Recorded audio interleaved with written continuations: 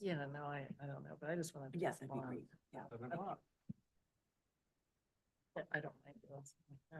You can get in there. Is Ken's gonna call in, Kevin? He told us he was. Yeah, we're Didn't yet. looking.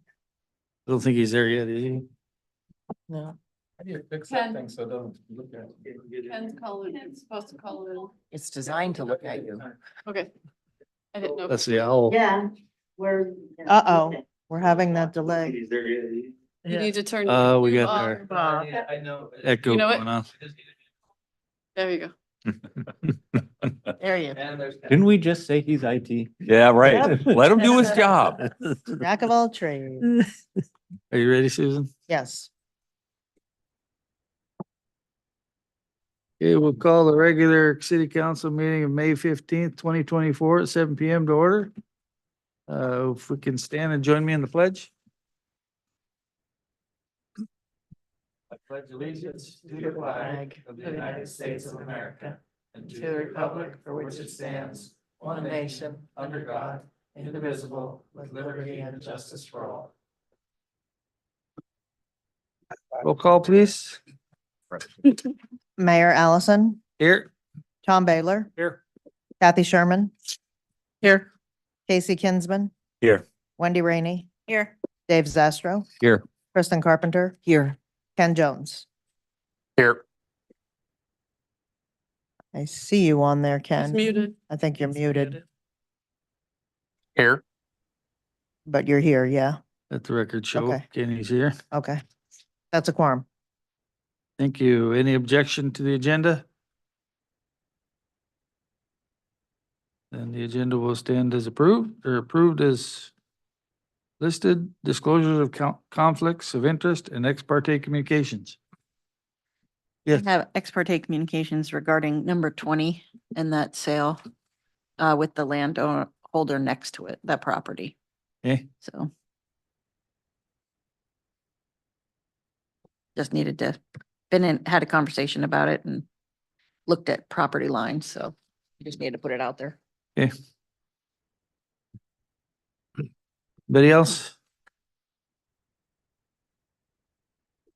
Okay, moving on then to communications by and petitions of visitors. We have no guest speakers. So audience comments regarding agenda items. Anybody? Welcome back. Hi, everyone. I'm Ann Schaefer. I live at 200 First Street A. And I'd like to comment on agenda item number 18. That's the meeting attendance.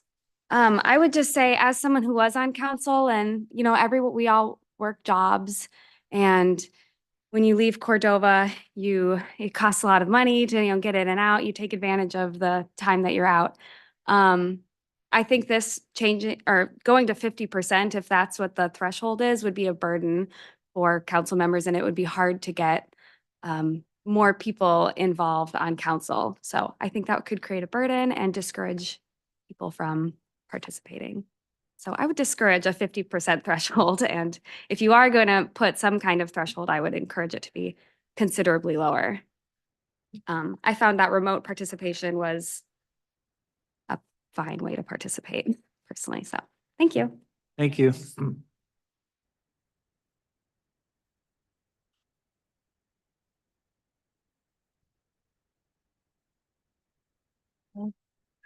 Tanya Harrison at 2203 Power Creek Road.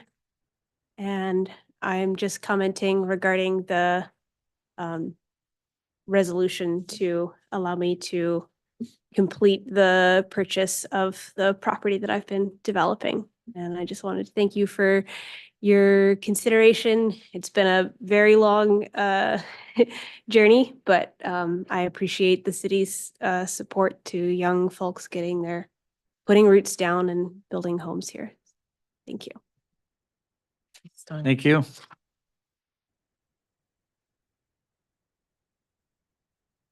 Any other comments?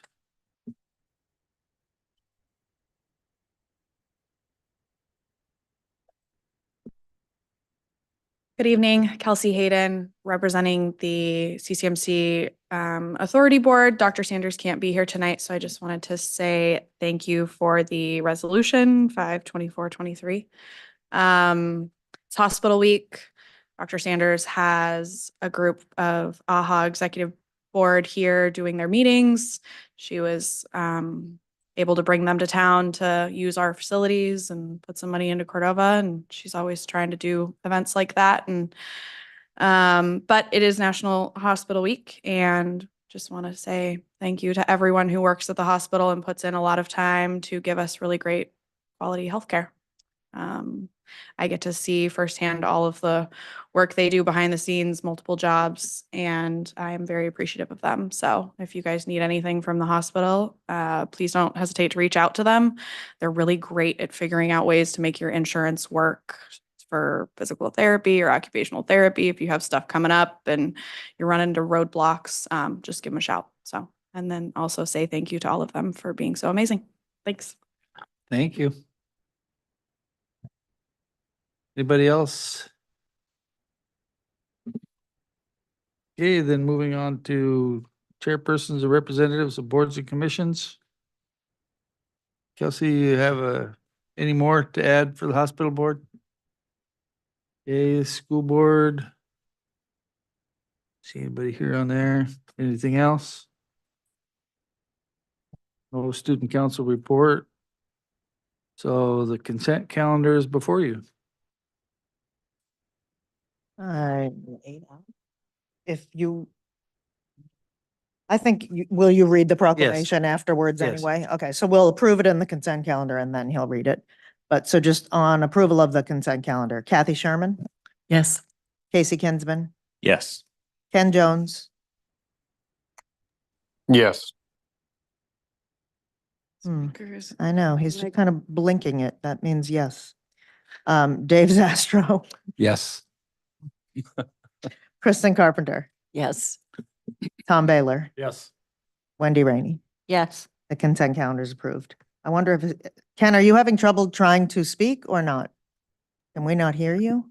No, can you hear me? Muted, but I know. Is he, that being muted tied to this being You, muted? you might have to adjust the settings on your end, Ken. It might Like if you be, click on the little up arrow next to your microphone and click on test settings. Says he's unmuting. Yeah, I think, I would guess he has to adjust settings on his end. We're gonna make him speak by text. They can hear him on YouTube. Oh, So in not us. our time.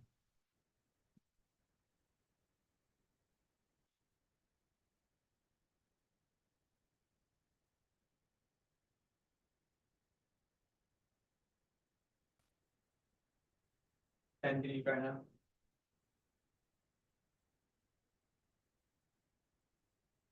And he's muted.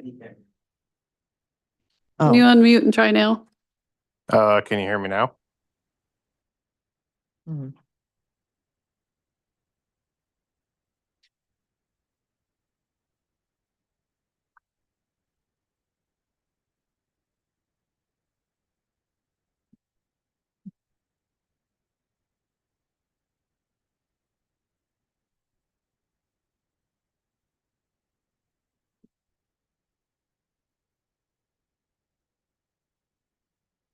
Can you try now? Testing, testing.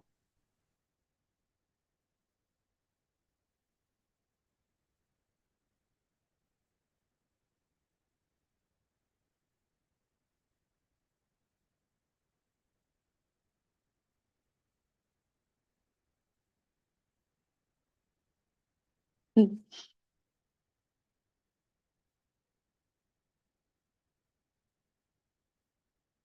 Gotta use sign language. Can you try one more time? Does that work now? Yes. Woohoo. Woohoo. It's not. Uh-oh. About a minute. That's Can you quite, try one more time? Yeah, that's not gonna work. Oh. Yeah. the Ken can vote, but he can't speak. That's not nice. Well, he can Call comment on cell the phone. chat That bar. worked last time. Mm-hmm. Yeah, Yeah. what? Oh, I don't know. We're just saying. I We guess had we him can on the call. cell phone.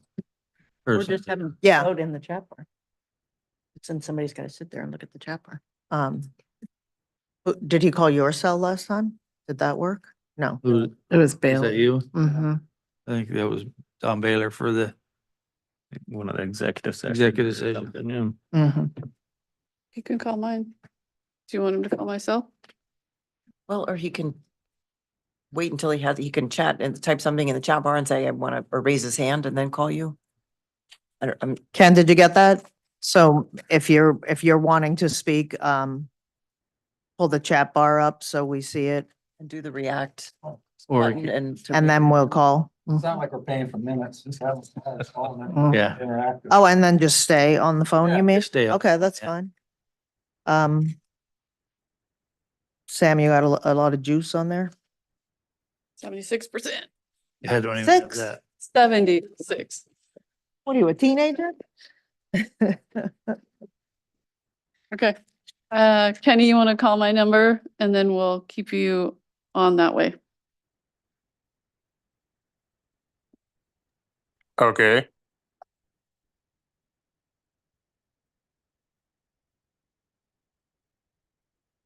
Making you stay as long as we can, Ann. Yeah, because it's sunny. Yeah.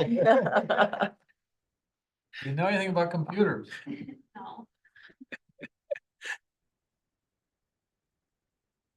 Okay, Kenny, you're on speakerphone. Can you hear me? Okay, say again. Can you hear me? Yep. Yep, we got you. Okay.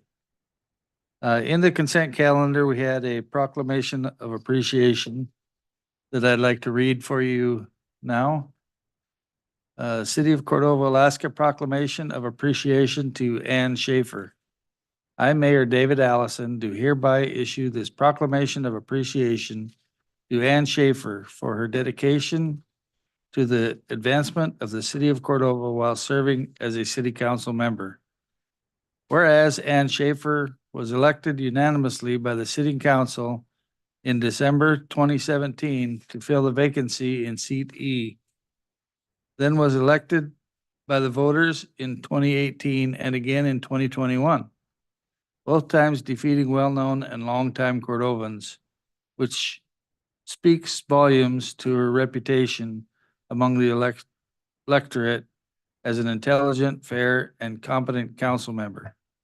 And whereas, as city staff brought important requests before the council, Ann Schaefer was a council member who asked the hard questions and trusted the subject matter experts to guide the prudent decisions she then made.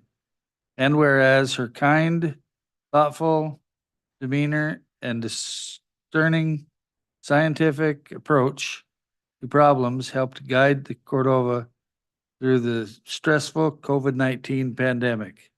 And whereas Ann Schaefer made difficult decisions when city budgets were tight, she understood the need to think long-term about sustaining city staffing and infrastructure, not skimping and dashing in order to get through present day problems. And whereas she researched pending issues and asked questions of the clerk, manager, and staff before meetings in order to enhance her understanding of the important topics she and the city council would be voting upon. Now therefore be it just proclaimed that the mayor, city council members, city staff, and citizens of Cordova do hereby express their sincere appreciation to Ann Schaefer for her willingness to dedicate many hours of her own time to the services of the community as a valued city council member. Signed this 15th day of May, 2024.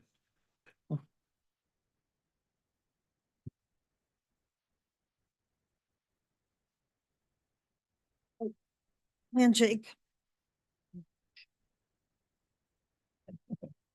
Well, that's true, I guess so. Oh, wait, look, Thanks, there's Sam. something else. Wait, there's more. Come on, right up here, Ann. You're reassigned for another 3 years. Thanks,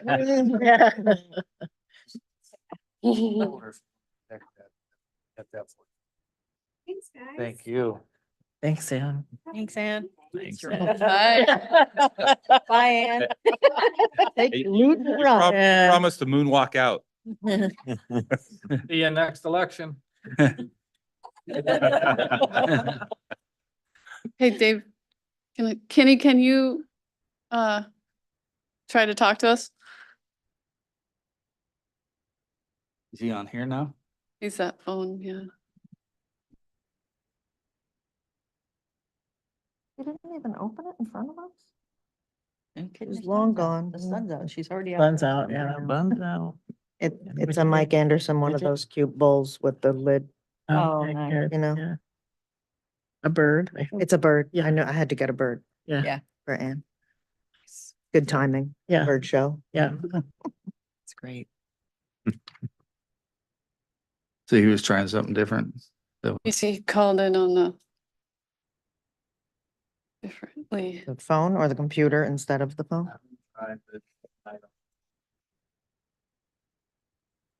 Okay, can you try now? Can you hear us?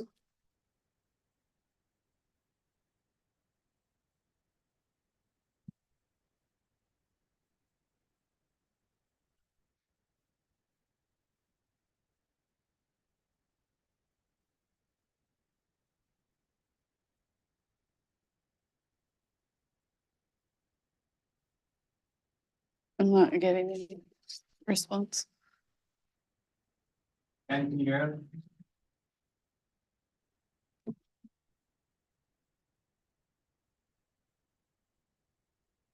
Did he not hear from the phone? He couldn't hear everybody talking from the phone.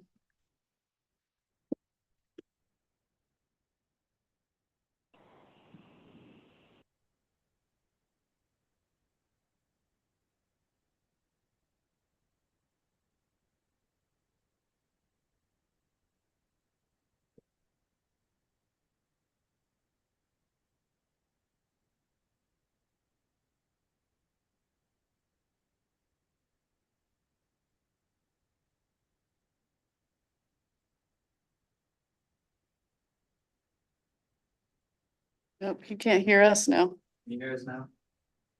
I did hear Dave, but now it's nothing. Oh, now I can. Okay, can Yeah, can you guys hear me?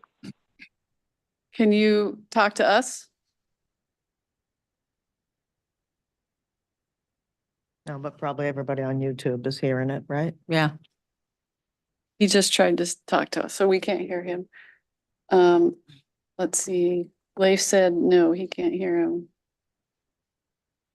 Oh, he's texting. I bet he heard him now. Now he can. So whatever you change, you can, but.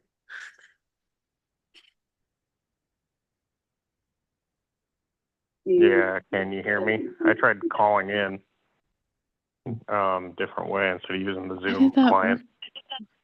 No.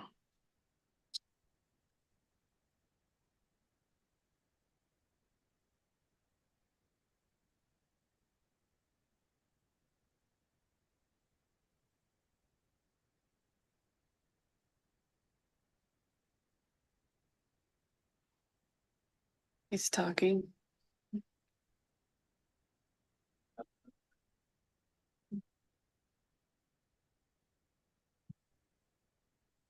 Kevin, is the YouTube muted? No. You know, if you get it right, you get a new job.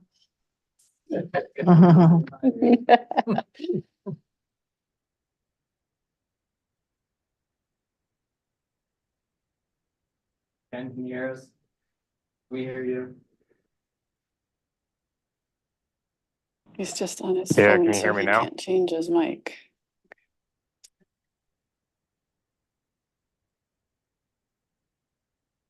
Good, right now? Can you hear it through Testing, that? testing. Can you hear us, Ken? Yeah, I can hear you. Can you hear me?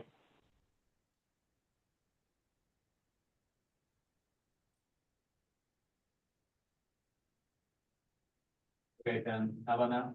Can you hear us? Yeah, I can hear you loud and clear. Can you hear me? Yay! Yes. What'd you but do? As they're going, Chelsea. so. Well, what is that? mean? Job for you. Right, man. Yeah, look at them run away. Leave on a high. He says, my work is done. Okay, then we're on resolution 05-24-22. Resolution. Oh, no, that's on the approval. Is that on the agenda? That is. We did them all. We did that. Okay. We're in bids. Approval of proposals, minutes, we're in the contracts. consent calendar, consideration of bids, proposal contracts. Council directs city manager to negotiate contract with DXP Alaska Plumbing or Pump. Pump and supply. Oh, pump and supply. For a sewer pump and motor for Odiak lift station. I would move that the city council give the city manager authority to negotiate a contract with BXP Alaska Pump and Supply, Inc., and not to exceed $52,000. I'll second it. Councilmember Baylor? Nope, I support it. I think pretty good reasoning there. You need it. The second, Nope, looks like we need it. anybody? I just have one question. Sam, do you anticipate that this is going to save time and labor? Like, have people been having to fix the pump or respond to it or? No? Yes. Okay. Yes. I mean, I figured that was the case, but Anybody else? Is this a voice vote on? Just this? a voice vote. Okay, all those in favor, say aye. Aye. Opposed? Motion carries unanimous. Reports of officers, mayor's report. Couple of things. I think, I don't know if Sam's got in her report, but, through the hospital, I think y'all got did you all get the email about the Head Start? No, yes. I think it all came to everybody. Anyway, Chugachmid is applying for some Head Start grant money. And I think she said that a few people were writing letters of support. The deadline for that was yesterday. Yeah. She didn't know if they'd get the grant or not, but at least there's a lot of kids in this town and getting to be more and more. So Head Start wouldn't be a bad program for the community. The school budget was presented to us last week. But we're putting it on our next agenda, correct? Yes. The native village of Eak has stepped up and offered somewhere in the neighborhood of 700,000 to keep the activities and the food services. They're leasing the school, aren't they? I mean, Um, that's payment for lease of the school for the summer. Part of it, yeah. So anyway, but that was good for the school. The legislature is still sitting at $680 one time. Right. So the fight begins again next year if it passes. It looks like that amount is going to get through the conference committee, but hopefully the governor won't veto this time. But we'll just have to wait and see on that. But with the Native Village money and the the legislature, it won't be as bad as they thought it might be. They're still gonna have to make some cuts, but not nearly as drastic as they had anticipated. Other than that, the legislature is considering, and it may or may not pass this year, but the Senate has a proposal in to, we have the $150,000 senior tax exemption on property taxes. And initially they were suggesting to raise that to 450,000, but it got amended down to 250, I I think. don't even, I didn't know that. It's still in process. But they may vote on it if certainly that affects us with the, another, well, the statewide it's $70 million more property tax exempt than currently, which throws more of the burden on the younger folks, but, anyway, so that's something that we should be keeping our eyes on. They're looking at a 2-year implementation, so it wouldn't apply, it wouldn't start until 2 years from now, so. Anyway, that's something that we should be watching for, and, not sure that there's much we could do about it at this point in time. The legislature's just about ready to get out of there, aren't they? So we'll just have to wait and see what the governor does with his vetoes. So anyway, I don't have much other than that. Baseball season's upon us. First games this weekend. Opening day, pitcher day is gonna be the first weekend of June. Hopefully that's a nice day as well, but anyway, we've got 5 or 6 T-ball teams, a couple of minor league baseball, a minor league softball, major league, 2 teams of each of those. And the juniors I think they've got 2 teams this year too. So juniors are 13, 14 and 15-year-olds, I think. So Wow. anyway, 130, I don't know, 140 something kids. 65% of the elementary school is enrolled in Little League baseball. So pretty impressive, yeah. So anyway, get out, have a hot dog, watch some T-ball. T-ball games are great entertainment. Start at 10 o'clock Saturday morning. Anyway, that's all I really have. Next up is the manager, right? I don't have I don't have anything to add to my report on Title V. I'm not sure if anybody has any questions.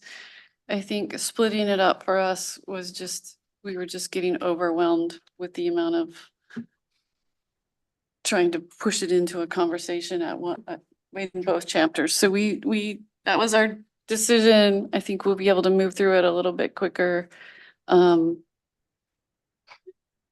maybe focus better, which helps move through things faster. So I don't know if anybody has any questions. I'd be happy to answer them. Or if not, you can expect a ordinance, which is first read. We'll have a discussion. We can move through it and talk about it. And then we'll have second read unless there's big changes. Yeah, Tom. So we had the discussion on the science center as far as renting to Cordova Electric. And it was deemed that the lawyer said basically they do have to pay a proportion of property tax, correct? That was the outcome of that. Yes. But my question is, do they also, would they not be required to pay tax on the actual lease price? Right now in our code, it says for nonprofits, sales by or to nonprofits are exempt. But I believe that it can just say sales by nonprofits are exempt. And then if a nonprofit goes to purchase things, they don't have to pay tax on it. But if they sell things, it is taxable. and they would collect and remit to us just like any other business would. So possibly on the sales tax portion of the rewrite, when we get to that part, Mm. we can change that Okay, to where it's just buy. yeah, that instead of should be buy or addressed. two. And As two. I fill out my tax reports for rentals, it's fair is fair. The other thing is that on the food wagon rentals at Cordova telephone lot, would they not also fall into that where they have to pay their sales tax?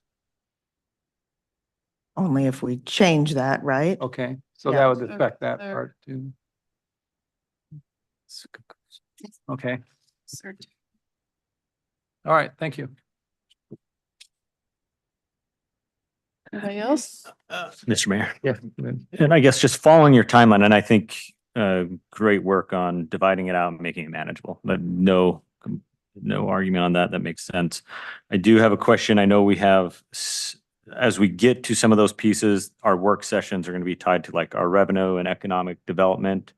That's us bringing in, if you look at pending agenda items in there, we have a whole section on potential revenue. Is there an opportunity for us to bring those into those work session, or do we need to finish that specific title and then we can visit it?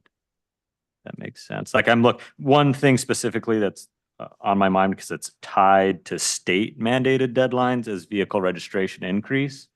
In order for us to do that, we have to determine by the end of this year, and then it can take effect in 2 years or something like that. I'd really like to have that conversation before the end of this year. I will And- check it out. I did have a very long time frame with it. I think that it's gonna be a big conversation, just talking about the economic development. Sure. Farm and how we want that to look and those things. So I think if we do want to bring that revenue in, it probably needs to be its own. But do we need to wait for Title V to be absolutely completed, or can we have a parallel conversation? I guess that's my question. I'm in favor of doing it because clearly we need revenue and we need to be creative and we need to have that conversation. We can't wait till next year. Yeah. And again, looking at Title V and us taking through the rest of this year and doing it right and correct, I agree with that. Can't answer that, but I will Yeah, get back no, to you. I appreciate that. Thank you. And again, that one piece is really what's on my mind with, it has such a long lead time on before we see any benefits from that. So, thank you. Mhm. Okay, so Kevin's gonna give a little update on the lead line survey, which is rolling and the next step in that, and then Colin will have a minute to chat.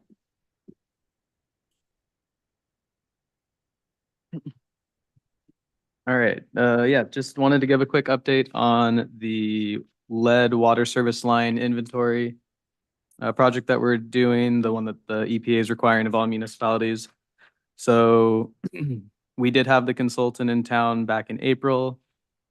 He is finishing up the overview of our different records to try to get our baseline of lines that we are certain of that we do not need to do any spot checks on. That's basically anything built after 1989.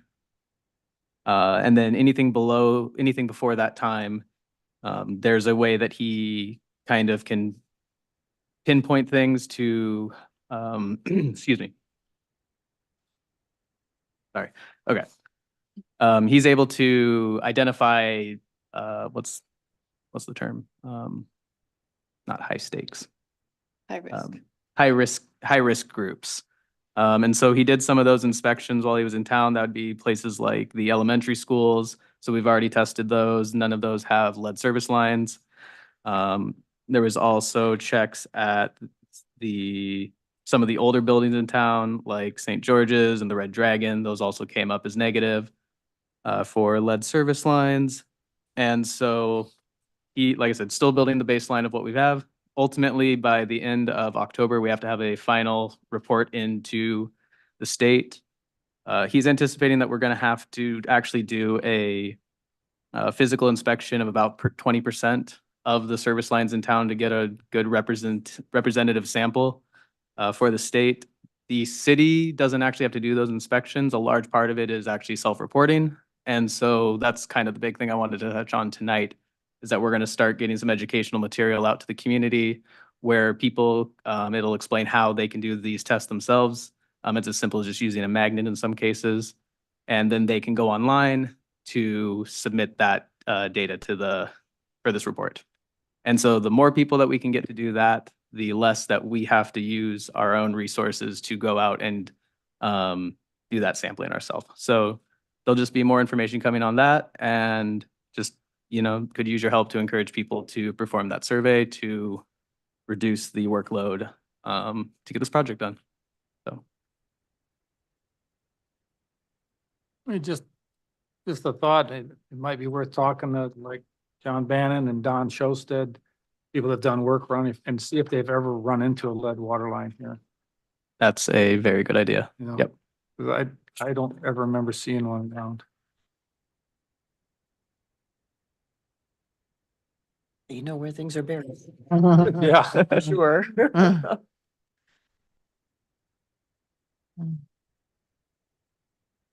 Cool. Well, that's all I have for this item. So. Thanks, Kevin. Thank you, Kevin. Is, Mr. Oh, go Mayor, ahead. well, I guess what is the correspondence gonna, like, how is the community gonna know? That's what we're working on putting Okay. together. There's a online portal through the state website. So ultimately we'd be pointing people in that direction. But, we're gonna, put something in the newspaper, on Facebook, in the water bill, mailers, Perfect. things like that, that Yep. then will point people to the directions on how to do the test and where to submit it. Awesome. Yep. Thank you. And that type of testing is already occurring in other places in the state and other communities. Across the country, the EPA is mandating it nationwide. Yep. So I'm just curious about Alaska specifically. Are we kind of in line with other communities, or? I don't have that data yet, but I can let you know. Yep. Thank you. Thank you, Kevin.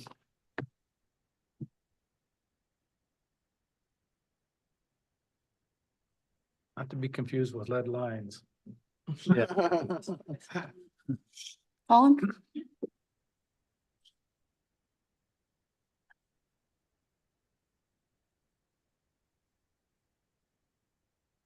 Good evening, everyone. The update on the harbor project. So today, it's our biggest lift of the entire project. 190,000-pound pile cap was placed this morning. Everything is lighter after this. So that's a pretty big deal to me. Took a long time, but it was pretty momentous. 190,000-pound chunk of concrete and steel. Construction continues with floats in the roadway. The wall is 85% complete. What remains to be finished is they have to test compaction, finish backfill on the east side, finish the cap on the east side, and then finish curb on the entirety of the wall.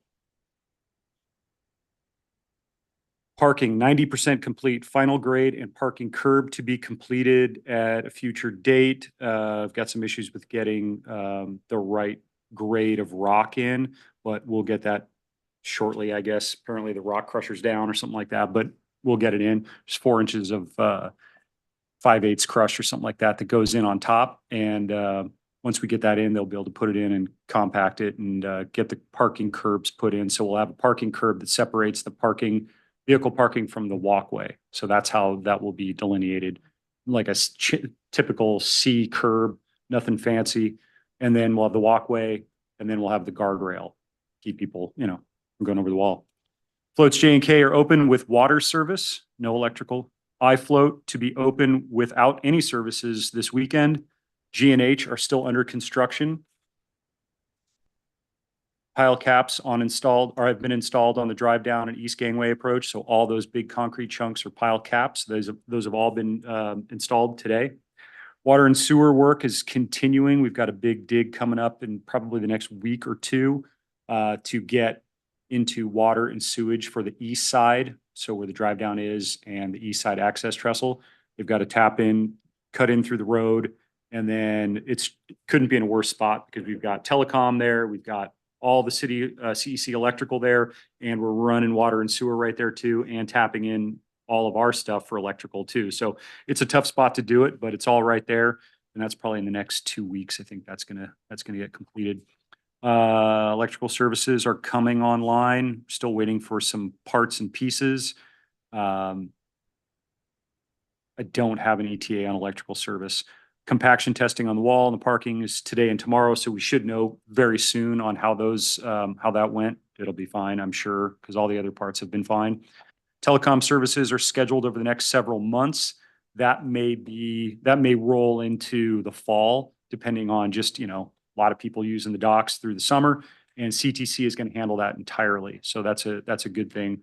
We're going to help them set up their runs, but they're going to actually run the fiber optic cable out on those 3 of 5 floats at some date that works for them, and they'll get their phone cabinets in there. So we had a big meeting today with electrical and CTC, and they feel real comfortable with that, with putting their stuff in there.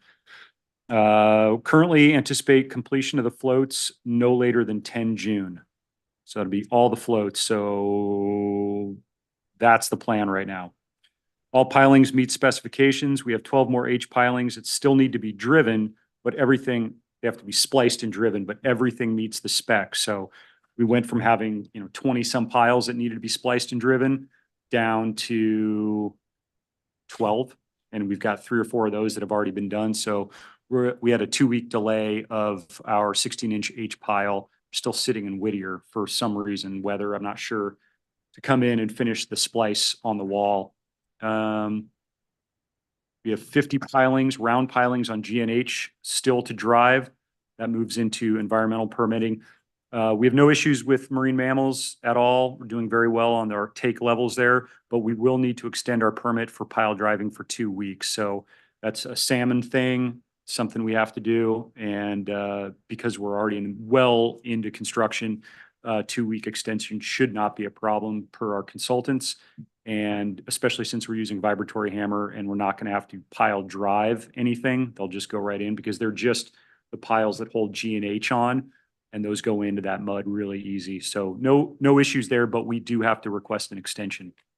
Funding, raise grant, fully executed. We have spent $26,521,973.75 to date. We have 1.131 million remaining in tier 1 grants and a $25,000 sewer pump out loan.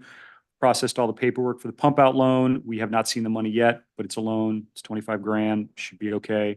We received an additional $1 million in CDS funding. So we have $1.75 million more than when we started this project. We have not gone over a nickel yet. Dust hasn't settled, but we've got 1.75 million more than we started. So I think that's a very good thing. MARAD reimbursement process is working. We had a great meeting with MARAD, and honestly, I think they just needed to come out and see that we were so far along. We went from 7 submissions and getting nowhere and getting no responses to a meeting of, well, we'll see where we're at. We took them for a walk. We brought them back, and their words, we are going to, what's his word? Decimate? Obliterate your grant agreement and rewrite a new one with no guardrails. So they came in, looked around, said, oh my gosh, you guys really are doing what you said you were doing. And they rewrote the grant, and we have no restrictions. So they're just paying now. So, I mean, it's just a testament to how hard people worked on this. We started 3 months late, just NEPA. And, we had a couple other things we wanted to postpone for serves and fishing, but, that was just 3 weeks or something. That wasn't a big deal, but it was that NEPA and the grant agreement that took us into November, and when we could start demo, and then January 19th. So, I mean, we started this project 4 months ago, 4 months and just under 4 months ago. So that's a lot of work. So anyways, so they came out, they were very happy. And they just rewrote our grant and gave us an extra $1 million. So that's a good thing. And that came from the congressionally directed spending, which is like what they call earmarks now. And we had asked for that last summer, September, something like that. And we just put it in, just filed it with Rep. Peltola's office and said, we'd like 4 mil. And then didn't hear anything about it. It's legislation, who knows, and came back that we got 1 million. So, so that's a very good thing. So 1.75 million, we've already spent 400,000 of that on 2 change orders that we had agreed to before we started any of this work, which was to upgrade the metering to remote metering for CEC and then to add additional floats per the Harbor Commission's request. So that pulled out 400 grand, so 1.35 million additional dollars on the project.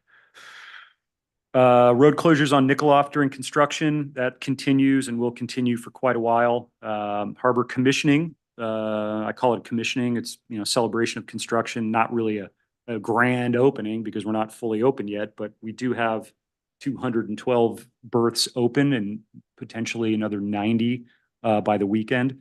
So that'll get us over the 300 mark of the 500 there. So that's, 60%. It's pretty good.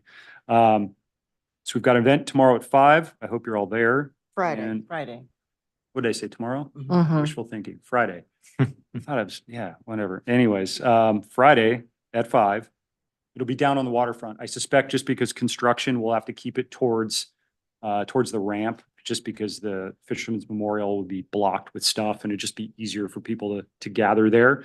And we'll have the Innovate folks here. That was sort of the driver of this, to, have some outside folks here to see that, Cordova can execute big projects because, they're here, get money, pay for things we like. So that's good. And Senator Murkowski, who's been a huge advocate for this project, will be our keynote.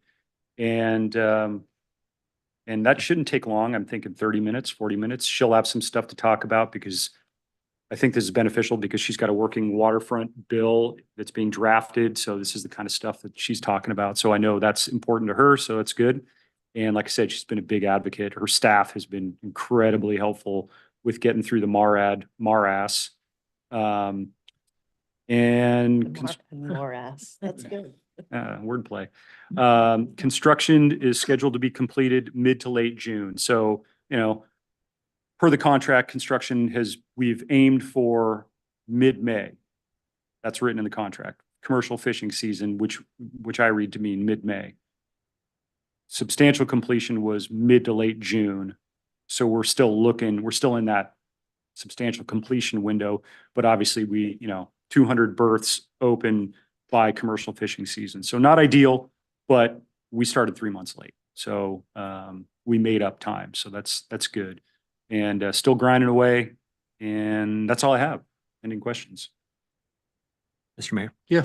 Yeah, over where I guess parking has been historically, there's still a bunch of fill in there. What's the plan for the fill? And I asked that because I've been asked several times. So it depends. So we removed a bunch of the riprap, big rocks, Mhm. and we put stuff in there. So there's a bunch of riprap that will be excess. We're going to try to just put it in as best we can to fill it in to make up the wall and the grade, something that works. There'll probably be some left over and we can place it somewhere. I don't think we want to just like throw it out or certainly not leave it No. there, but because we removed so much material to put the wall in and then we backfilled with other grades of material, that stuff won't just go back in. So we have to place it in, but it's really slow work to place it in. So we're trying to find areas that we can put it in easily without being an obstruction, because it's really finicky work to lift just a few rocks at a time over the wall and drop them in without breaking a concrete panel. Sure. Not that they probably would break, they're pretty stout, but still it's a possibility. The dirt and fill in those things, we'll find a place to put them because there's enough fill work we need to do. But they'll go away. And then when do we anticipate that being open for parking again? Well, the challenge of that is, so the contractor's already talking demobilization, which is good. I think we want them thinking that way, get their work done and get out. I would say, mid-June, when they're ready to go, because they're slowly chipping away. They've offloaded most of their material barge. Their material barge is going to disappear here pretty soon. Sure.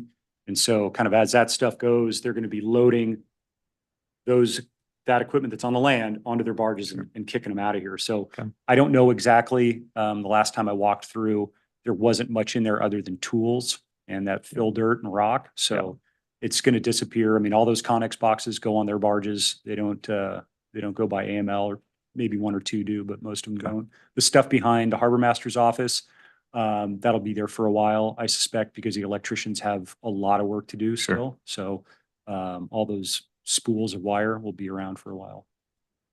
Okay. I guess I want to make sure our contractors leave, but they don't leave us with giant piles of boulders that No. it's our problem to figure No. out where they go.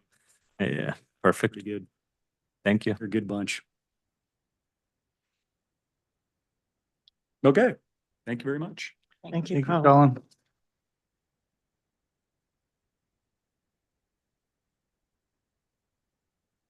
That it, Sam? That's it. Any other questions for Sam? Mr. Mayor, real Yes. quick, I guess I'm gonna bring it up here. Our IT for the council, is there any way that we can get some kind of document that We're working on it. anyone can, perfect, thank you. That would be amazing.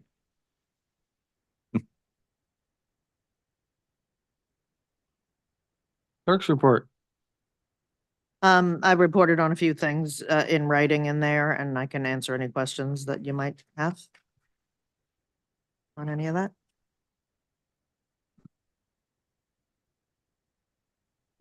Questions for clerk? Staff quarterly reports. And the chamber's quarterly report. Questions, comments? Correspondence? Mr. Mayor, Yes. I was just gonna comment on the letter from Dottie Woodman. You know, she's asking about parking. I had two things, I think, two main things. It sounds like parking as she develops her lot and then downtown beautification. And the topic of downtown beautification, there's a lot of different terms, downtown revitalization, downtown improvement, enhancement, whatever, has come up at some of the chamber's destination marketing committee meetings. And so the Economic Development District has talked about putting together, facilitating a group that can start talking about that. And I was going to invite the city planner to join us, and but I am talking to Kathy about it. Would certainly and have talked to Dottie about it also. So I just wanted to say that we are starting some of those conversations, and I could see getting a group together, and then at some point coming to planning and zoning, and trying to work with those folks with that group to also develop some ideas, and then put together. I think Lindsay at the Economic Development District has started to look at some possible funding sources to do some of that work. But, you know, downtown beautification is can be a big topic. You know, are we talking about flower baskets? Are we talking about building fronts? You know, well, everything in between. So trying to sort of get our arms around what does that mean? And then I think we would, like I said, come to planning and zoning and try to talk about some strategies. So I just wanted to say we are starting to talk about it. Yeah, thank you. I also forgot on my report, I did have lunch with the contractor, the general contractor that's working on Dottie's project there. And he was just getting a feel for the community. Sounded like he was wanting to be a part of the community while he's here, and yeah. Cool. So he's working with the neighbors on different things, and parking was one of them, but I mean, he wasn't asking for anything. He said that they were pretty much had everything they're working on, still obviously in the design stage of it there. But they're thinking they're gonna build next summer, hopefully. So that'll be a good project. Anything else in correspondence? Okay, we don't have any ordinances, resolutions. So we got unfinished business. Council member meeting attendance.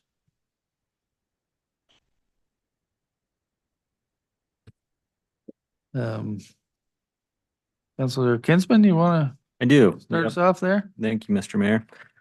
So this, I don't know how candid to be with this. This came up when the appearance of one of our council members that wasn't living in our community and was representing our community.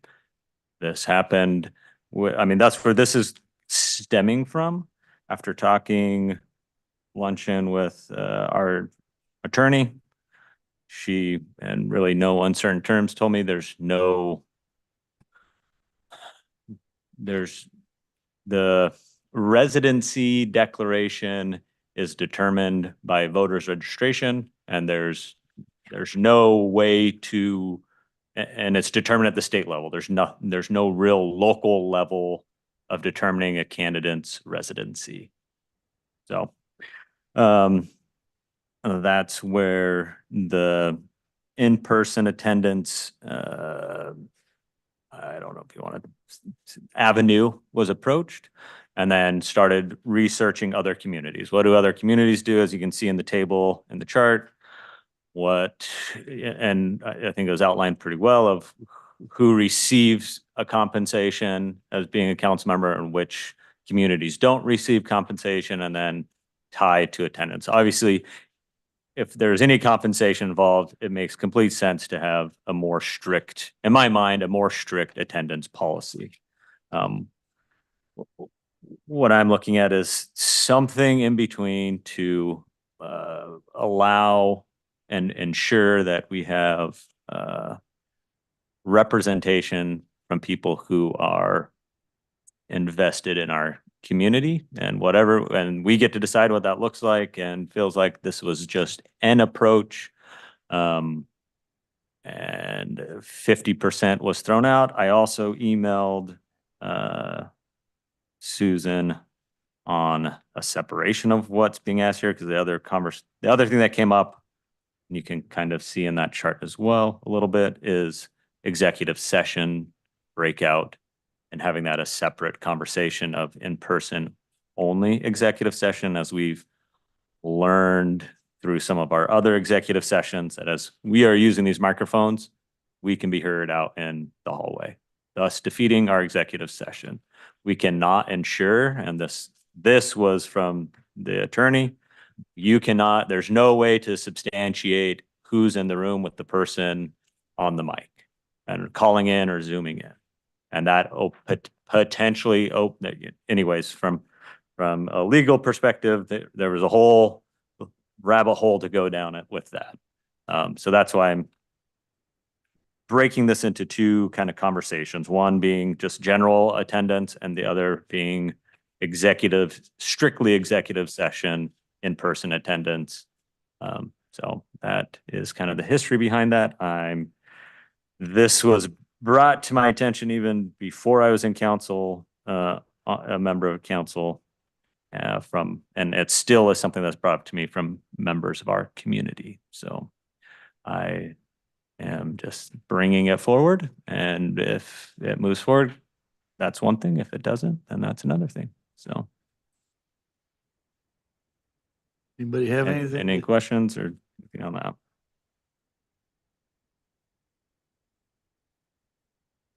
I guess to speak to that, as far as I'm concerned, there's still, if you have an exception for business or traveling, I mean, you can be exempt from being on call entirely. So I think it's something we get to create. And the issue is, and I guess I can just bring the issue forward that I am hearing and observed, is any individual who's representing our community who doesn't have a necessarily vested interest in our community. We get to define how we want to manage that, or this was just one avenue. So. Yeah, I'll address some of it. The recent council person that assumed moved out of town, that was kind of an anomaly. I mean, I think, Dave, you've been along this longer than I have. Susan's worked here for years. I can't remember that happening again. So, and it eventually took care of itself. I think you had some discussions with it, I know. And it took some time to work out, and it worked out. So I don't think there was anything lost there. As far as invested, that's a tricky word. What is invested in your community? I mean, I've got some financial investments here, but I could take the attitude, I don't care less what happens. So am I invested in the community? No. Well, of course I do care about it, but so where do you go with that one? We just gave an award to a young lady that took a job here, and I would say she's invested in her community, but she's a renter, I mean, does that make a difference? No, it doesn't at all. So I think those things are something to take a look at. I think, what are we looking for in somebody that serves on a board, a commission, council? As long as they're engaged, they read their agendas, they're engaged, they participate. And I think those are the things. I mean, we've seen people that have, over the years, that have been in every meeting And like you can tell they've never read a packet. You know, so I think it's more judged on the performance and what do we want what makes a good person, good council person is my concern more than anything. As far as executive sessions, I mean, are we gonna require we have people that counsel us on the, word escapes me there, that people that give us advice. Are we gonna require them to be here? You know, of course not. You think that on boards and commissions that you go in executive session and one of those members doesn't walk out the next day and goes into the city managers and tells them what's going on? I've seen it. I've seen it where I've come to the next meeting, like, how in the heck did they know that? So it doesn't matter if you're in the room or out of the room. I mean, we're all held by the same oath and, you know, when we say what we hear here stays here. I mean, doesn't matter if you're in the room or if you're in a motel room. Yeah, it's the same standard. So, I don't see an issue with that either. As far as, you know, I'm still, when I travel, I'm getting regular emails, I'm getting regular phone calls. I think I call you as the mayor, I call you quite often, hey, what's going on with this? I'm hearing this. I call staff, so you can stay in touch. That's not an issue. And the last election, thank goodness, somebody stepped up, you know, to fill that. I've run unopposed before. I was thinking that we changed our no longer running for seats, correct? I was thinking, well, that's gonna encourage people, because I know people have even called me and said, well, I want to run, I don't want to run against you, you know? I said, well, just run, you know? So now they don't have that, but again, we had an empty seat. So if people are concerned about somebody not being here 12 months a year, then step up, put their name on the dotted line. So I don't really see an issue with the way it's set up right now. I think it's to kind of the discretion of council and the mayor. And I think you heard our voices when the last situation, and I think it worked itself out. And I kind of like the way it's worked. So I'm good. Thanks. Anybody else have any thoughts? Yeah, Councilmember Sherman? Sure, I'll throw my 2 cents in. As somebody who traveled this winter,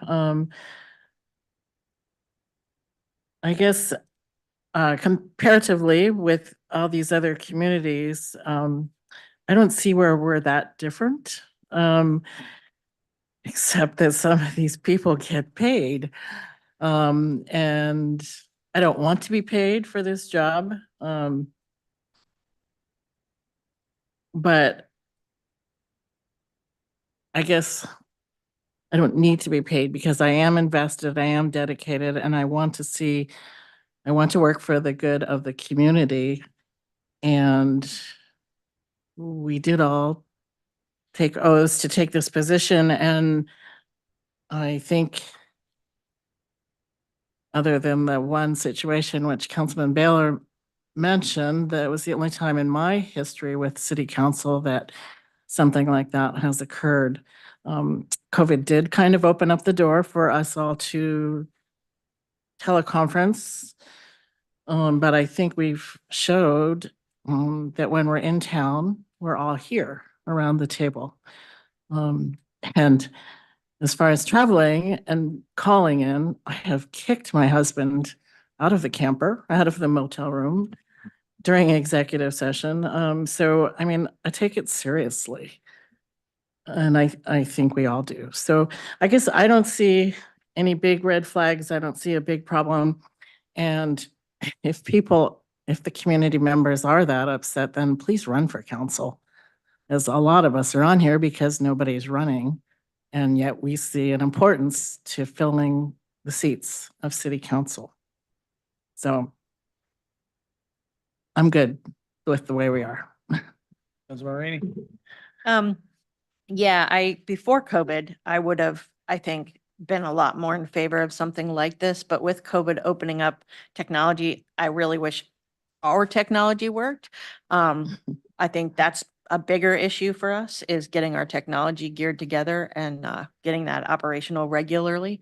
But what's the difference with somebody who lives out of town and calls in from somebody who lives in town, but works during the summer, and then the summer's bad, so now they work during the fall because they have to make up for the bad summer, and they're literally not in town because they're fishing or transporting or, I mean, but yet they live here, but they're still not attending because their livelihood has changed with the economy. I think there's really no difference there. So I think restricting it and setting the tone of what is considered to be a valid reason to be able to be a member, I think is way above our purview. And since we're all volunteers and we all have other walks of life and ways to make a living, I think we just need to take things circumstance by circumstance. The circumstance you were talking about, I did actually voice an opinion about that, and it did work itself out. And I think as those situations come up, we address them individually. I think setting the tone with the whole council is really gonna make it difficult for council members to participate on a regular basis. The economy's doing funky things and we just don't know where that's going to take us. And that doesn't necessarily mean everybody has the luxury to be in town year round.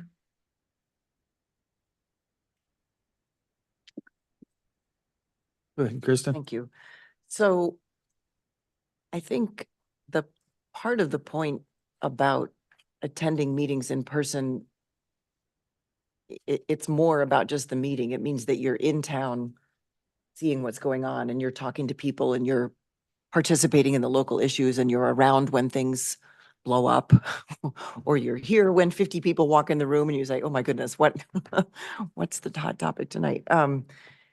So I don't have a problem with the 50% requirement. I think most of us probably, it's going to be met anyway. I'm not saying I'm going to fall on my sword over it, but I don't think it's a hardship. I don't think it would.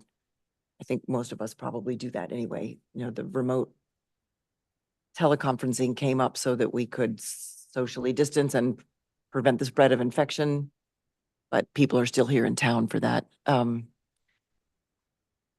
do think I would like to see either that 50% requirement, or at a minimum, a lot of other communities had that requirement about not leaving town for 90 days. I mean, maybe your work does take you out of town for 90 days, and then that's either an excused absence or it's a work-related reason for being out of town. But some of these communities, I thought, wow, that's a pretty low bar. Their requirements are not that stringent, and I think for some people it works to be out of town for extended periods because these are, a longtime resident. So people, all the issues. You've been around for years. I mean, it could be Tom, it could be somebody else. I happen to be looking across at Tom, but I didn't mean to be pointing the finger. Right? Yeah. I can't either. So I just meant, for some people that will work because they've got long time residency in the community. I mean, they're going to be familiar with the issues, but if it's a new person, I don't know that there's a substitute for being around in person. So one of the things I really liked were the Juno, they called it rules of procedure, which I think maybe is not even code. It's maybe just it is code? No, Oh, I think it is separate. So it's just guidelines that they follow. But the rules of procedure and then the Kenai Municipal Code, I thought they both do a really nice job of articulating the way we actually conduct meetings today. They kind of bring in the digital age, which I think our code doesn't do because we haven't talked about it. So I think that's worth looking at, whether we just do a rules of procedure that's not actually code, but it's kind of the guidelines by which we hold meetings. I think that could be really useful because, like I said, they articulate all of the more current electronic meeting procedures, kind of incorporating the online options. So I wouldn't mind seeing some of that brought into our standardizing our practice in writing. I think would be great. But so I'm okay with 50%. I'd be okay with it maybe as part of that rule of practice, or rules of procedure, we talk about people not leaving town for 90 days as some other communities do, something like that. But that's my 2 cents. Good. Dave? Yeah, without risking reiterating too much that's already been said, but as the newest member of the council, and listening to what everybody has said and living in this community, well, since 91. So I feel like I'm one of those people that definitely know this community really well, but not sat on this type of council before. I would not be comfortable moving forward in either one of these motions at this time. I agree that living in the community is necessary to be informed and able to serve on a council like this. However, I think the restrictions that these motions would impose are too onerous on most people. And I think it would restrict the number of people be willing to serve on council. And aside from, paying people to do this, we're all doing as volunteers. So we want to do it and we care about our community and we want to participate and serve our community. I just feel like it would be that much harder to be able to participate. And on the issue with executive sessions, I would concur with what Tom said. We all took an oath to, fulfill our obligations honestly and honorably. And as I've heard other people talk about and their travels and how they deal with it, I think most of us would certainly do that. And the technology, we did have a little glitch here trying to get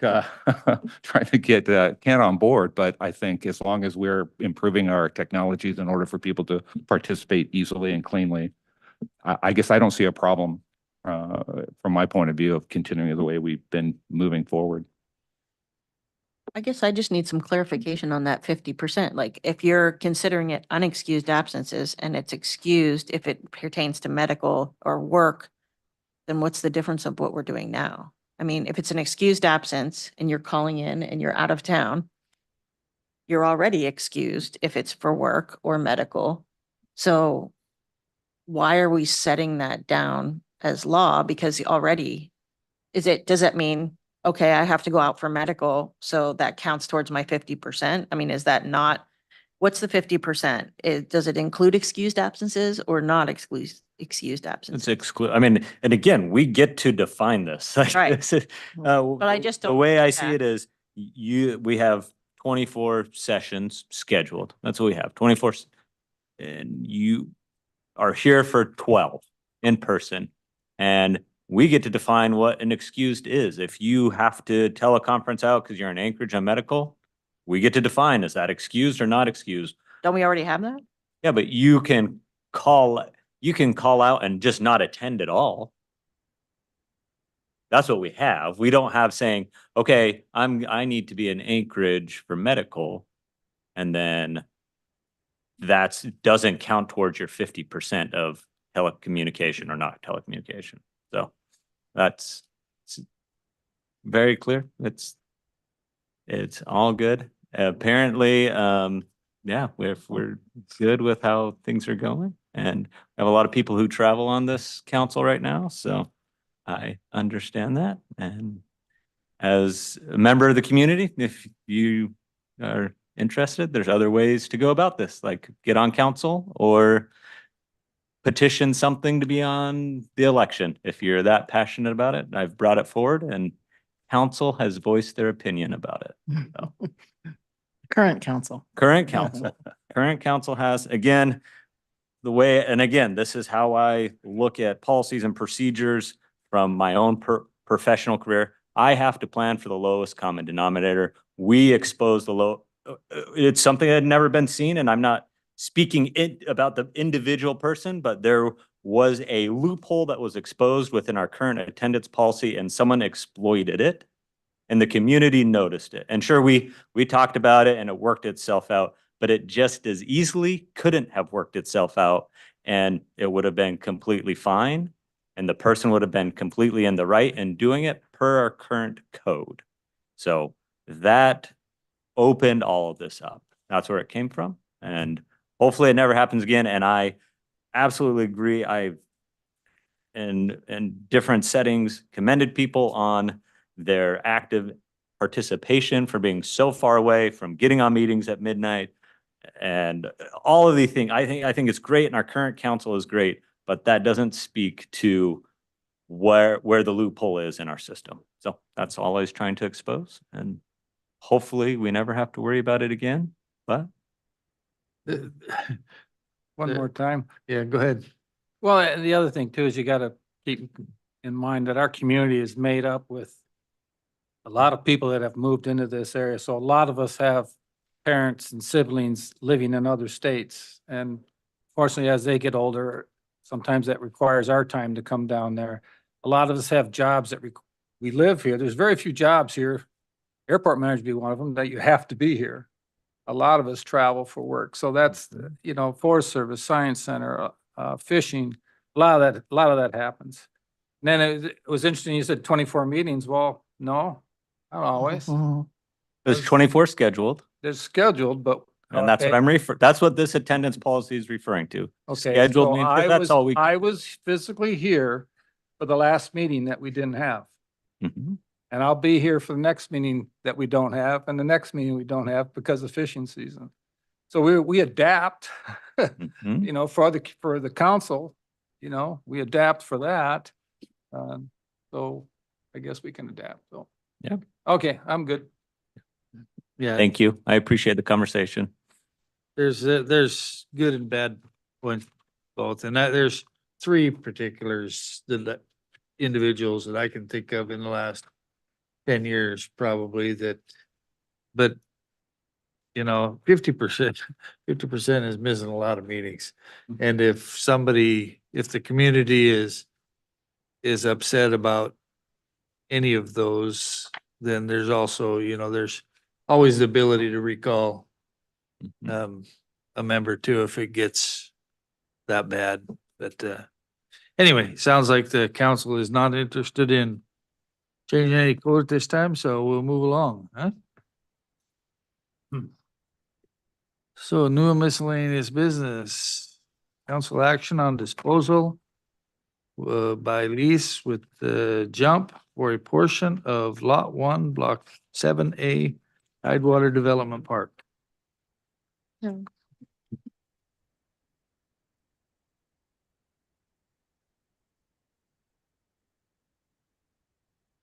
Mr. Mayor, Yes. I move to recommend city council approve the proposal from the jump and direct staff to negotiate a lease for a portion of lot 1, block 7A, Tidewater Development Park. Second. Councilmember Carpenter? Yeah, I made the motion to put this on the table. It's coming from the request to lease the property is year-round is coming from I'd say a fairly established business, consistent business. So I just thought, let's get it on the table and have some conversation. Councilmember Baylor? No, I support it, and I'm glad that we went, I know there was a little bit of pushback, but I'm glad we did our land disposal process, so everybody had an opportunity. Land zoning looked at it, and they're giving their recommendation, so I agree. Oh, great deal. And there is an out on this planned lease. We have to negotiate it still, but the plan is to have that in there, yeah. Yeah, similar to what we had for Yep. other leases. Hey, anybody else? Yes. Yeah, just real quick, in that future out, does that include if someone were to come to us and want to purchase the whole lot again? There's no, can't think of specific words tonight. There's no fence posts. Okay. We could terminate the lease for any cost. Yes. Any Okay. reason. Yeah. And we're open to if a future developer came in and had interest in purchasing that, but that, The land is on the land disposal maps as available, and anybody's welcome to submit a letter of interest. perfect. And then within the lease clause. Does the current, I guess, I was reading through it, but is there any verbiage in there, you know, she's leasing for a business? Does she need to be open any certain amount? She wants to lease it year round, but in that she could be open for half the year and close half the year, the specific business. Do we generally look at that? We're leasing it to them? That's not something that we've included in Okay. leases before. You know, if there's some sort of general consensus that we want to require something like that, I take that back. Some of our leases, I think, do have something, but it's usually like 18 months if it's like if the use goes undone for 18 months, it's Okay. pretty, Onerous on the Yeah. an extended period of time. Okay. I guess something we get to watch. Thank you. I'm in favor of it. Just had a couple questions. Thank you. Anybody else? Is this a voice vote? So all those in favor of disposal by lease with the jump, say aye. Aye. I, Oppose? Motion carries unanimously. Council action on disposal and method of disposal for a portion of USS 3345.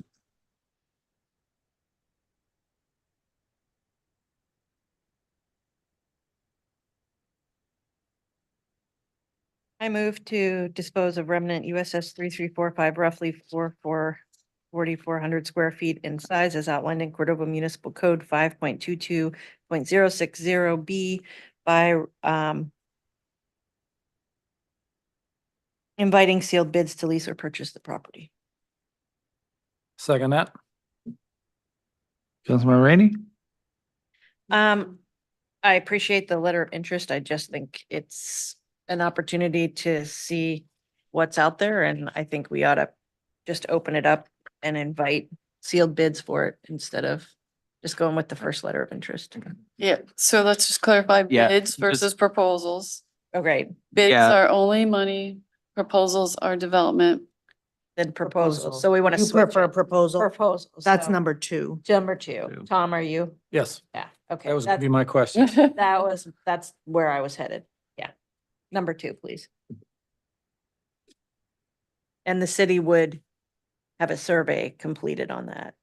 yeah, that would be one of the items. That's part of the process. Yep. Yeah, okay.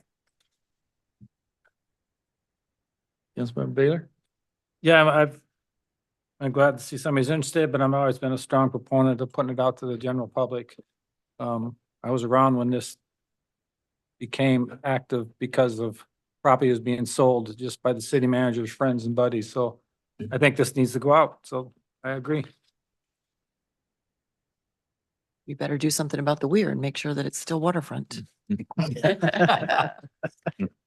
Well, be more profit. Anybody else? just a question, Kevin, about the property access to LaFever. Is there legal access to the LaFever from that property?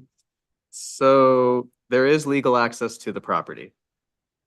Not necessarily through LaFever. Okay.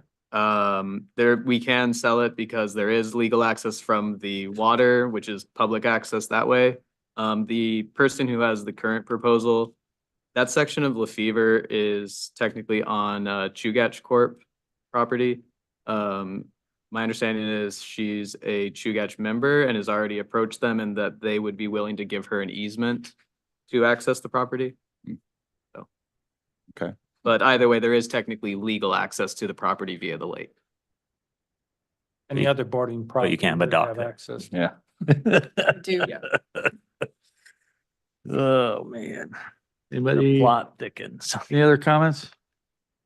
Councilman Sherman? I was just gonna echo Councilman Baylor's comments, because we have been, I think, for the last year and a half, 2 years, 3 years, 4 years, maybe been pretty consistent with this, and I see no reason to change our pattern of consistency. Okay, anything else?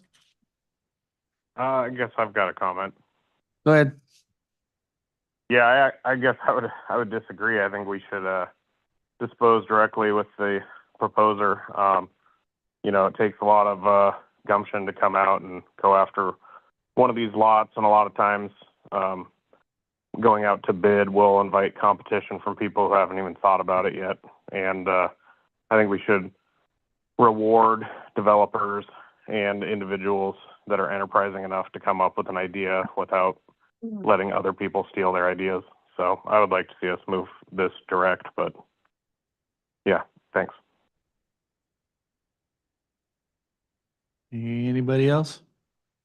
Yeah, just a comment on that, and it goes back to why I supported this whole process in the beginning. There was property, when I was trying to develop property, there was property being sold because literally, actually it was a big piece of property was sold to a city employee by the city manager Nobody in the public knew about it till it was a done deal.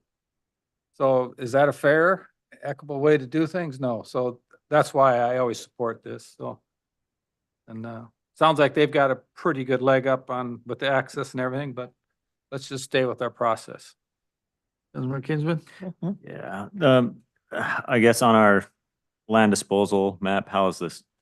Is it on there at all as available or? Yeah, it's been identified as available. In the I don't past. have the exact number of years going back, but multiple Many. years. Yeah. Okay, so I guess that's where I have a question on it. If it's on there as available, why do we need to put it out for additional proposals? Anyone could go out and this is kind of speaking more to Councilmember Jones's comment. And it's just a question, is that we're saying in the past thing, was that lot or that tract of land you were speaking to that went from city employee from the city manager, that deal, was that available on? Yes. You had to research it, just like you have to come in the city office and look at our plat or our available lot, but yes, it was. But you had to know about it. Just like you would have to know about our land disposal map now to know that, but you will know about it once it's advertised. I've got another follow-up, I guess, question for staff. Go ahead, Councilmember. Yeah, so, through the manager to staff, I guess I'd like to ask, the Kevin Johnson a question. I know a couple of years ago or a year ago, you went around and put up signs advertising all the lots that were available. Was this lot advertised in that way too, or is that just the new ones that we made available at that time? So based on the code that was changed, that noticing process of the signs out in the public and additional public noticing around town is only for when the status of a lot changes from not available to available, so that there is greater awareness that a new lot is coming available. So Okay, this- and then This one hasn't was changed. this status. lot has been available for long enough that it was not advertised at that time? Correct. If we put it out to RFP, would there be a notice sign placed on the property, with that new policy? The code only has us put the notice sign on the property if it's changing status. Okay, thank you. Otherwise, currently, we just post it like we do with all other normal notices. It's posted at City Hall, at the library. It's posted on the city website, and we do put it in the newspaper as well. When we go out for a RFP for land, excuse me, an RFP for land disposal. Councilmember Rainey. I mean, in the letter of interest, they stated they weren't going to be building for 5 years anyway because they wanted to hold off on it. I just think in interest of transparency, it's best that we put things out to bid and we don't take the first letter of interest that comes on for property. I mean, it's basically the only thing that fits on there is a 20 by 40, no matter how you look at it. So I seriously doubt that there's going to be a stampede of people wanting to put a 20 by 40 on that piece of property and see them stealing ideas. So I just think we need, as a council, to be transparent and put it out to bid. Proposals. Damn it, proposal. Any other comments? This is voice vote as well? Yes, but I can do a roll if you want me to. No, that's all right. All those in favor of putting this out for RFP, say aye. Aye. All right. Opposed? Motion carries unanimously. Council concurrence of mayor's appointments to Parks and Rec. We did have 3 applicants for the 2 positions. One position is for just the rest of this year. So, Through November of 24, and one is through November of 26. okay, and I appreciate everybody. It's difficult to pick and choose from 3 very qualified individuals, but I would appoint Mr. Fritsch and Ms. Cole to those two positions in that order.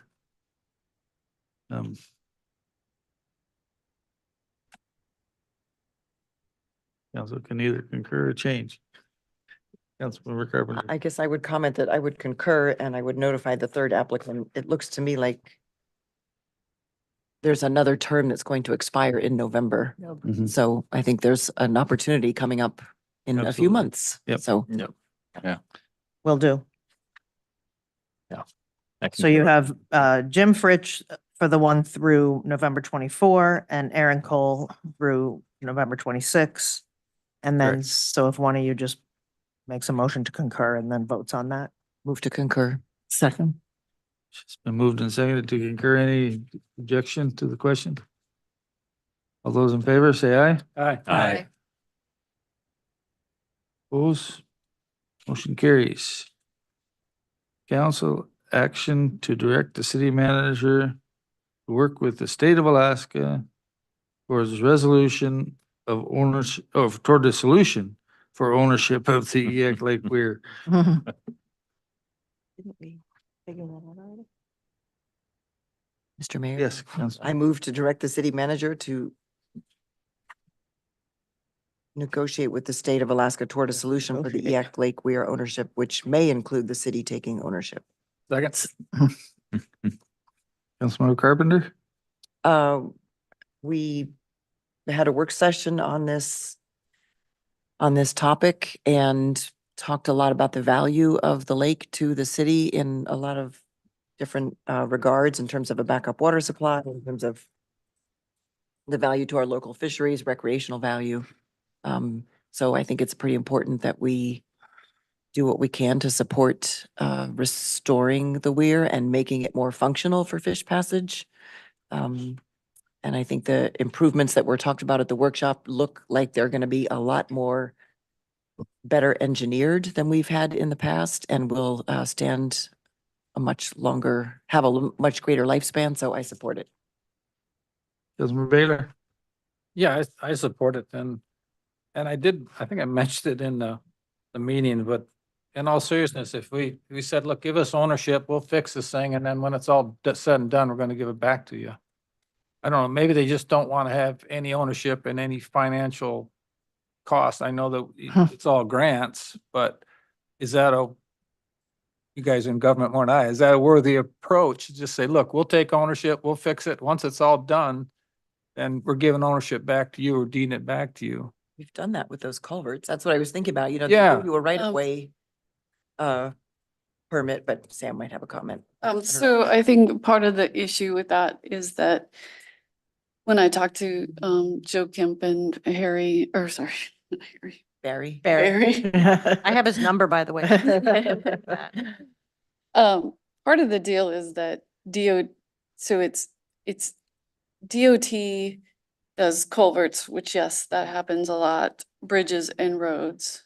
This is a structure that doesn't really fit into any of that, and it's also under DNR because they own the river, and so there's a lot of like, nope.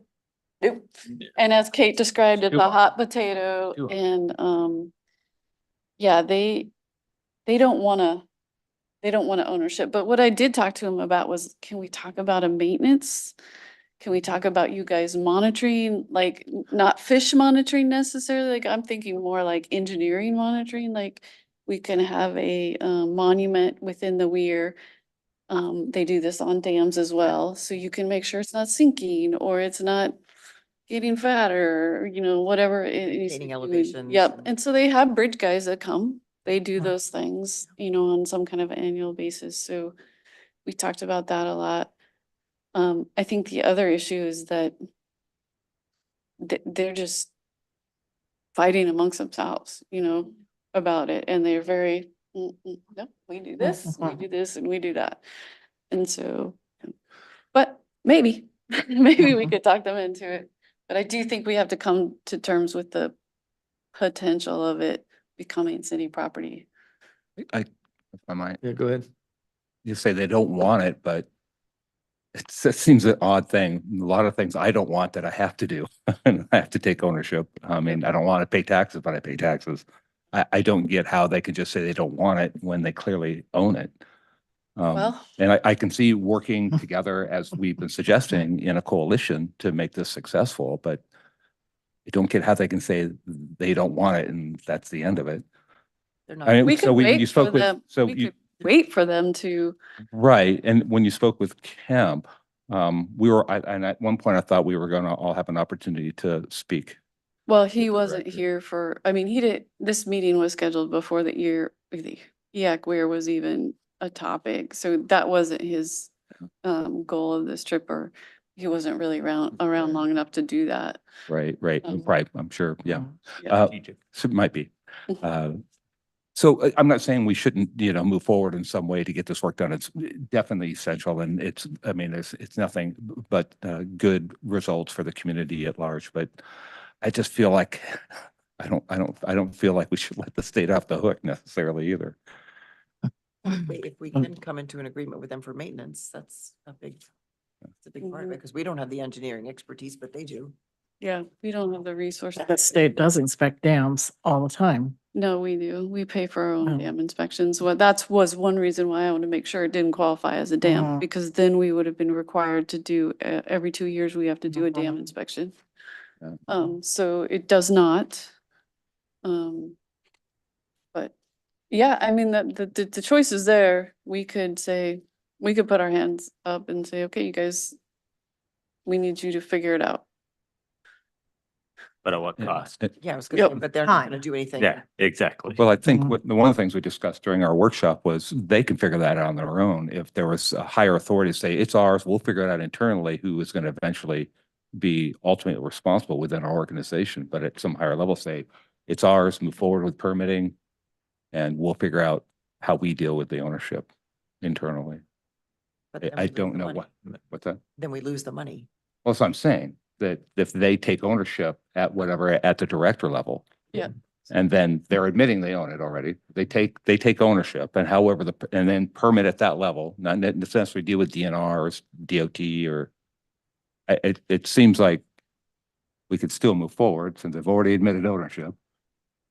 I think another issue that we talked about that I talked about with Barry a little bit is if the state took ownership and said, this is ours, and there were grants and environmental work and all of these other things that all have to happen with federal grants, Mhm. it would have to run through the state process.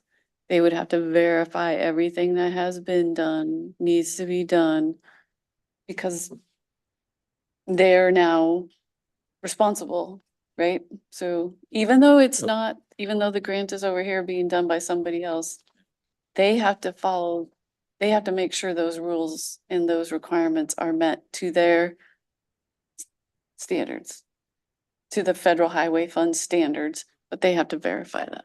Yeah, right. I mean, all that has to be done anyhow with federal grants. NEPA. But they're gonna go back and look at it again, is I guess what I'm saying, is what he implied to me, is that They'll it would, repeat the work. yep, they will have to verify, this is a lands grant versus a culvert type of grant, so there's different rules. But I mean, whatever you guys want to do, I'm willing to, and I mean, I can learn more about it too as we move along. I just think we have to be okay with that potential, and I agree with you, it's not fair that they just get to throw their hands up and say, If that thing failed tomorrow, we'd be out there fixing it. We'd have Mhm. Wilson and everybody else out there working on it to plug it up somehow. And so I don't have any problem with us owning it myself. It just That was. own that it, was get my it done, concern, and too. we'll worry about Yeah. I mean, what, everything it's, else. a sheet piling is held for 40 years or Yeah. 50 years. They're 52. gonna put into engineered design thing. I don't see a lot of maintenance to be done and I don't see a lot of risk and geez, let's just own it and let's get it done. Yeah, really. I'm, Make it so, Sam. Yeah, and truly, I mean, with the motion on the table, we're just asking Sam to go forward with this, and it may include our ownership, which we all realize. So I think we're good. good to go. Yeah. Yeah, for sure. Okay, all those in favor of the motion, say aye. Aye. Make a good deal. Opposed? Good job, Kathy. Motion carries unanimous. I have to go to the bathroom. There it is. I just really want Pending agenda. What do we got on the pending agenda? Oh, Barry. I don't know if I have anything specific. We'll have the school budget on the next meeting Correct, and the mill rate. and the first draft of that. Always a fun meeting. Title. Yeah. 5. Yes. I guess the other question was, do you want to do a work session at that meeting? Or you just want to have that discussion during the meeting? What's pleasure on that Title 5? 5, yeah.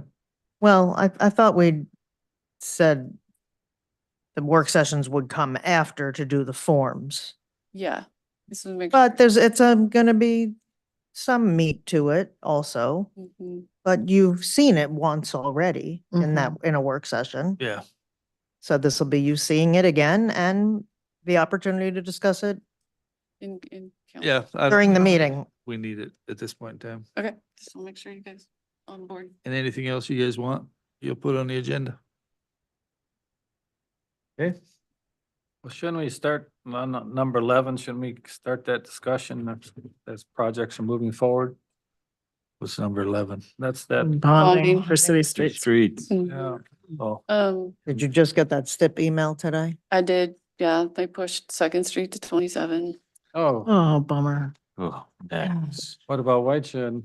28, Did it say 28? 30.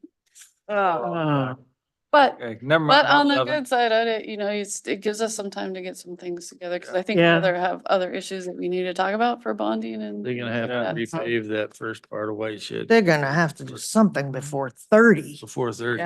Yeah. Holy mackerel. So I bad. just thought they kept letting it go, thinking that this was coming. Right. But now that's way too long. We'll just wait till it's a state of emergency. Sound good. Even Mr. Allison, your kids won't even get to use it. They'll be driving by then. They'll have kids by then. No, Hey, hey. Oh, I happen to know some of their kids are the same age as my kids. They will little not have ones kids of their own Not by 30. Well, I got one that's 26, so. Yeah. I know you have younger ones though, too. Yeah. Okay, audience participation. We have Kevin left in the audience. I Totally lost I them all. actually, I had a comment on pending agenda. Okay, go ahead. Back to bonding, do we need to put something on there for bonding for a high school? And do we need to have that conversation? what do you mean? Do you want it on as in this bonding? No, I think it Bonding needs for to be a general? separate item. I think we're gonna need a pool before we need a high school. Do we need a pool and a high school together? Because that's what other communities do. So, I think And a that's public great safety idea. building all wrapped in. Mm. Yep. There's- so I just think I don't want it to get, city streets is a very clear bonding thing that we need. I'm asking, do we need a separate bonding issue for our high school? And I would add pool into that. Again, that's what a lot of communities are doing.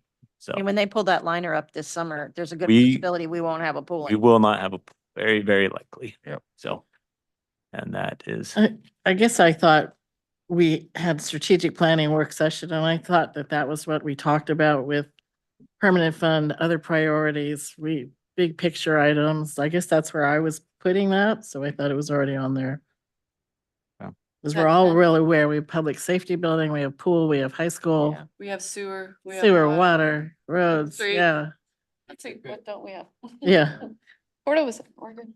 and that's fine. I just want to delineate, what are we actually looking for as far as, let's throw this out there and get some funding for if there's legislative appetite, and what are we kind of controlling our own destiny on and exploring bonding? And that's how I view it. So just curious. Not needed, then. Okay, Okay, we'll wait till we don't have a pool. Sounds good. council comments. Councilmember Baylor. Ah, no comment. Mhm. Councilmember Jones. No, no comment, thanks. Councilmember Kinsman. Yeah, and just a couple items here.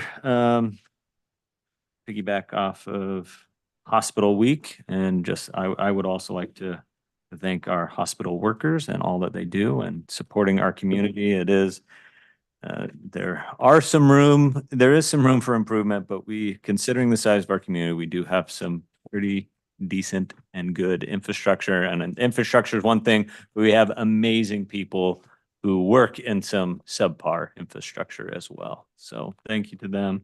And then I would just say, thanks for the conversation around attendance policy. I appreciate that. Thanks for everyone's insight and just kind of getting it out there, what the current council's appetite is around that. So thank you. Councilmember Zastro.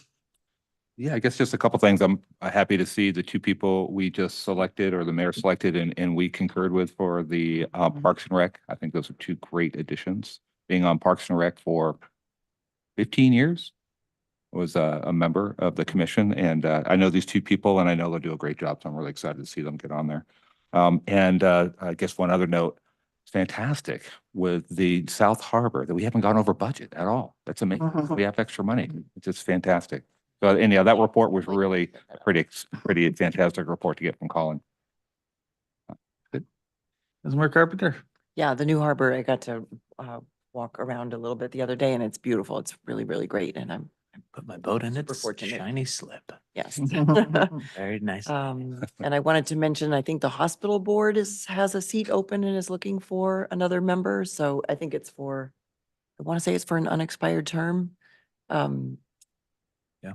Yeah, maybe it's Chris Iannazoni's seat. I'm not sure. And it would just be, they would fill it until the next election. Right. Yeah. So if anybody has ideas, reach out to folks, give them a nudge. I know that Dr. Sanders has been making phone calls. It's hard to turn her down. So if you have any ideas, let her know. And